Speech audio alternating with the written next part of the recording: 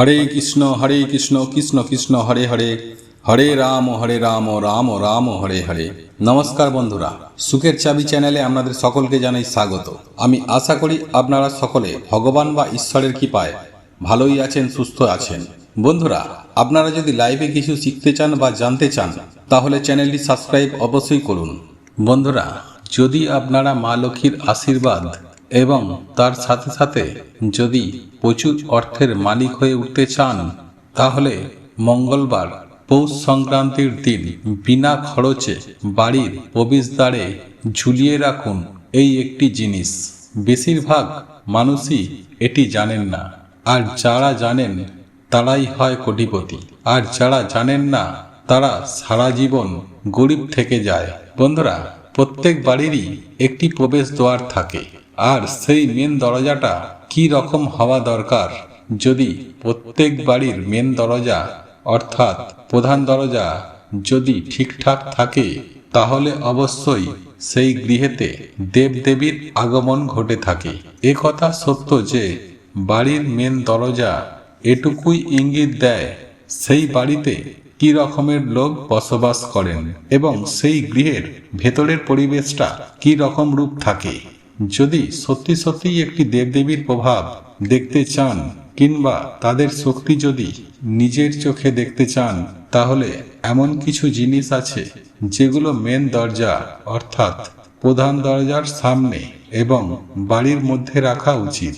আজ আমি এই ভিডিওর মাধ্যমে সেই রকমই বেশ কিছু জিনিসের কথা বলবো যেটি আপনি ঘরের মধ্যে এই মঙ্গলবার পৌষ সংক্রান্তির দিন এই প্রধান দরজার সামনে রাখতে পারেন। তাহলে স্বয়ং মা লক্ষ্মী আপনার গৃহে প্রবেশ করবেই করবে। বন্ধুরা, আপনারা একটু লক্ষ্য করলে দেখতে পারবেন যে সকল বাড়িতে বাস্তু দোষ রয়েছে সেই সমস্ত বাড়িতে কিন্তু নানান ব্যাপারে নানান সমস্যা থেকেই থাকে। যেমন সেই বাড়িতে কেউ বারবার অসুস্থ হয়ে পড়া, বা সেই পরিবারের মধ্যে সবসময় একটা ঝগড়া কলহ লেগেই থাকে, বা আর্থিক সংক্রান্ত নানান রকম সমস্যা যদি লেগেই থাকে তাহলে বুঝতে পারবেন সেই বাড়ির বাস্তু মোটেই ঠিক না। আজ আমি এই রকমই 5টি খুব গুরুত্বপূর্ণ জিনিসের কথা বলবো। তার মধ্যে থেকে যে কোনো একটি জিনিস আপনার মেন দরজার সামনে যদি রাখতে পারেন তাহলে আপনি ধরে নিতে পারেন স্বয়ং মা লক্ষ্মী আপনার গৃহে প্রবেশ করবে। এছাড়াও আপনার সংসারে সুখ শান্তি সমৃদ্ধির ও ঐশ্বর্যের বৃদ্ধি পাবে। আর আপনার যদি কোনো রকম সমস্যাও থেকে থাকে তাহলেও আপনি এই জিনিসটির মাধ্যমে সেই সকল সমস্যা থেকে নিশ্চিত রূপে মুক্তি পাবেন। এই প্রসঙ্গে বিস্তারিত জানার আগে আপনাদেরকে বলে রাখি, আপনি যদি আমাদের চ্যানেলে নতুন হয়ে থাকেন তাহলে চ্যানেলটি অবশ্যই সাবস্ক্রাইব করুন এবং পাশে থাকা নোটিফিকেশন বেল আইকনটি ক্লিক করুন, কারণ আমি বিভিন্ন প্রকার তন্ত্রমন্ত্র, বশীকরণ, টোটকা, বাস্তু টিপস, জ্যোতিষশাস্ত্র, পুজো আরাধনা এবং ব্ল্যাক ম্যাজিক করা নিয়ে নিত্য নতুন ভিডিও আপলোড করে থাকি, যা প্রয়োগ করার মাধ্যমে আপনার জীবনে থাকা সকল প্রকার সমস্যার সমাধান হবে। চলুন এবার মূল আলোচনায় প্রবেশ করা যাক। বন্ধুরা, সব মানুষই চায় সে এবং তার পরিবার সব সময় যেন সুখ ও শান্তিতে থাকে এবং তার পরিবারের ওপর, তার সন্তানের ওপর যেন কারো কুদৃষ্টি না পড়ে এবং তাদের সুখ শান্তির ওপর কারো যেন নজর না পড়ে। কারণ কুদৃষ্টি, কুনজর এমনই একটি জিনিস, এটি যদি কারোর ওপর পড়ে থাকে বা কারোর পরিবারের ওপর পড়ে থাকে তাহলে কিন্তু তার পরিবারেরই ক্ষতি অনেক দিক থেকেই ঘটে থাকে। তাই প্রথমেই বলবো, নজর দোষ থেকে নিজেকে ও নিজের পরিবারকে যদি বাঁচাতে চান তাহলে সেক্ষেত্রে কি করবেন? সপ্তাহে অন্তত একবার আপনার বাড়ির যে প্রধান দরজা অর্থাৎ সদর দরজা তার সামনেটা একটু ধুয়ে পরিষ্কার করে দিন, হয় মঙ্গলবার বা বৃহস্পতিবার। এর সঙ্গে আপনি এটাও বলে রাখি যে জল দিয়ে ধোবেন সেই জলের সাথে একটু করে ফিটকিরি মিশিয়ে নেবেন। যদি ফিটকিরি না পান তাহলে অবশ্যই যে সামুদ্রিক লবণ, সেই লবণ দিয়েও কিন্তু আপনি এই ধোয়া মোছা করতে পারেন। তাহলে এমনটা করলে স্বয়ং বজরংবলী আপনার দরজার রক্ষা কবচ হয়ে দাঁড়ান। কোনো রকম নেগেটিভ শক্তি বলুন বা কারোর কোনো রকম কুনজর সেই দরজা এড়িয়ে আপনার গৃহে প্রবেশ করতে পারবে না। আপনারা হয়তো একথা সবাই জানেন এবং মানেনও।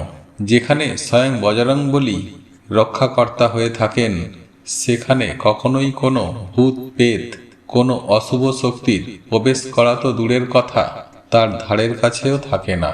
দ্বিতীয় উপায়, যদি আপনার বাড়ির মেন দরজা খুবই নোংরা এবং চটাপটা হয়ে থাকে, তাহলে অন্ততপক্ষে সেই দরজায় রং লাগিয়ে তাকে সুন্দর করার চেষ্টা করুন এবং সেই দরজার রং কখনোই কালো বা নীল করবেন না। কারণ এই রকম কালো ও নীল রং করলে তাহলে সেই বাড়িতে আকস্মিক মৃত্যু বা আসন্নিক কোনো দুর্ঘটনা, আকস্মিক কোনো অর্থহানি ঘটে থাকে। তবে ডিজাইনের সাথে যদি একটু কালো বা একটু নীল থেকে থাকে তাহলে সেটির কোনো প্রভাব পড়বে না। কিন্তু পুরো কালো বা পুরো নীল সেটি কিন্তু কখনোই করবেন না। তৃতীয় জিনিসটি হলো, সেটি হলো তুলসী। হ্যাঁ বন্ধুরা, হিন্দু ধর্মের খুবই পবিত্র গাছ হলো তুলসী। হ্যাঁ বন্ধুরা, এই তুলসী মাতা ও তুলসী গাছ, যে সমস্ত বাড়িতে তুলসী মায়ের নিত্য সেবা হয়, পুজো হয়, সেই সকল বাড়িতে কোনো রকম কখনোই কোনো অসুবিধা থাকে না, বরং সেই গৃহের অন্দরের প্রত্যেকটি সদস্য খুব সুখে শান্তিতে ও ধনধান্যে পরিপূর্ণ হয়ে থাকে। যদি আপনার বাড়ির মুখ্য দরজা খুলতেই তুলসী মঞ্চ থাকে বা কোনো তুলসী গাছ থাকে, তাহলে সেই বাড়িতে কখনোই কোনো নেগেটিভ শক্তি প্রবেশ করতে পারে না। আর যেই বাড়িতে নেগেটিভ শক্তি বলে কিছু থাকে না, সেইখানে সদা সর্বদাই মা লক্ষ্মীর আশীর্বাদ থাকে। চতুর্থ যে বিষয়টির কথা বলবো, আপনি আপনার বাড়ির যে মেন দরজা, যেইখান দিয়ে লোক অনাবরত যাতায়াত করতে থাকে, সেই জায়গায় যদি আপনি একটুখানি ফিটকিরি ও কালো নুন দুটোকে মিশিয়ে সামান্য একটু রেখে দিতে পারেন এবং যতবার যে যাবে আসবে বা বাইরের কোনো অপরিচিত ব্যক্তি যদি সেইখান দিয়ে প্রবেশ করে, তাহলে আপনার জন্য সেটা যথেষ্ট মঙ্গলজনক। এবং আপনি যদি কোনো শুভ কাজে গিয়ে থাকেন, তাহলে আপনি কখনোই খালি হাতে ফিরবেন না। পঞ্চম এবং সর্বশেষ যে বিষয়টির কথা বলবো, তা হলো স্বস্তিক চিহ্ন। আপনার বাড়ির মেন দরজার দুপাশে সিঁদুর হোক বা কুমকুম হোক, সেই দিয়ে যদি আপনি স্বস্তিক চিহ্ন অঙ্কন করতে পারেন, অবশ্যই লাল রং দিয়ে করবেন।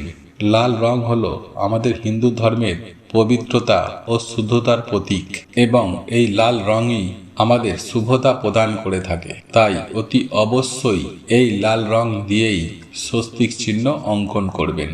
হিন্দু ধর্মে স্বস্তিক চিহ্ন যথেষ্ট পবিত্র এবং যথেষ্ট শক্তিশালীও। অনেকের বাড়ির মেন দরজায় লক্ষ্য করলে আপনারা দেখতে পারবেন এই রকম স্বস্তিক চিহ্ন অঙ্কন করা রয়েছে।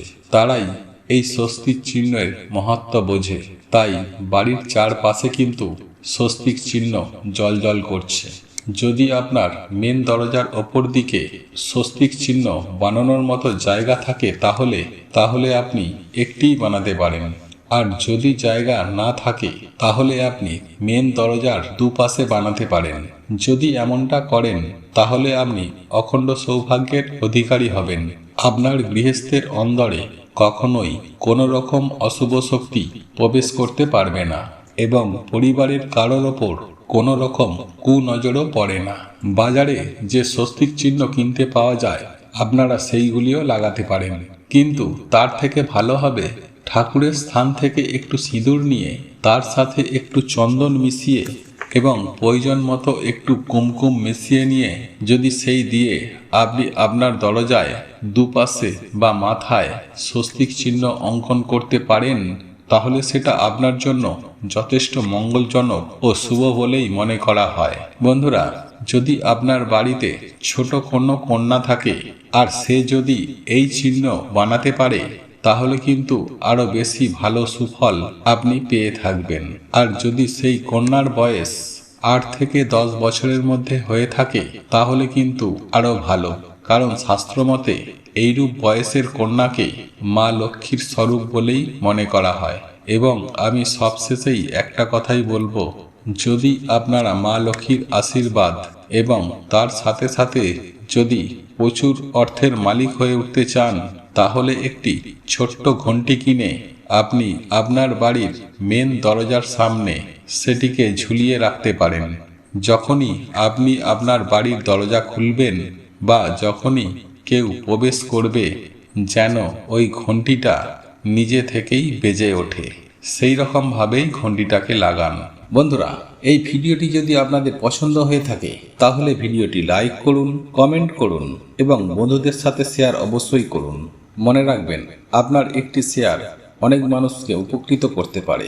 এবং আপনি যদি নতুন হয়ে থাকেন তাহলে চ্যানেলটি অতি অবশ্যই সাবস্ক্রাইব করবেন এবং পাশে থাকা নোটিফিকেশন বেল আইকনটি অন করে রাখবেন, এইরূপ নিত্য নতুন ভিডিও সবার আগে পাওয়ার জন্য। ভগবান বা ঈশ্বর আপনার মঙ্গল করুক। আপনারা ভালো থাকুন, সুস্থ থাকুন।